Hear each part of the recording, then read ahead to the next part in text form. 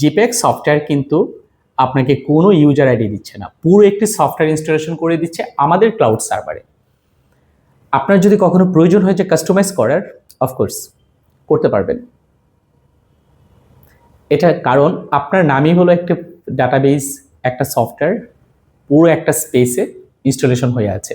যদি কখনো প্রয়োজন হয় যে না আমার কাস্টমাইজেশনের প্রয়োজন আছে, সেটা কিন্তু করা যাচ্ছে আমাদের এই জিপ্যাক সায়াস এডিশনে। তাহলে আপনি কি একটি সফটওয়্যার পারচেস করবেন নাকি একটি ইউজার আইডি পারচেস করবেন, সিদ্ধান্ত আপনার। আপনি কনসিডার কি করবেন, প্রাইস নাকি কোয়ালিটি, সেটাও আপনার সিদ্ধান্ত। আপনি যদি বছরে 2-3 হাজার টাকা সফটওয়্যার পারচেস করেন, অফকোর্স আপনাকে কোয়ালিটি কনসিডার করতে হবে। আর যদি আপনি কোয়ালিটি কনসিডার না করেন, তাহলে সেই ক্ষেত্রে আপনি ভালো প্রোডাক্টের জন্য আপনাকে ভালো একটা বাজেট রাখতে হবে। সো এই সফটওয়্যার উপরে কিন্তু ডিপেন্ড করে আপনার বিজনেসের অনেকটাই গ্রোথ।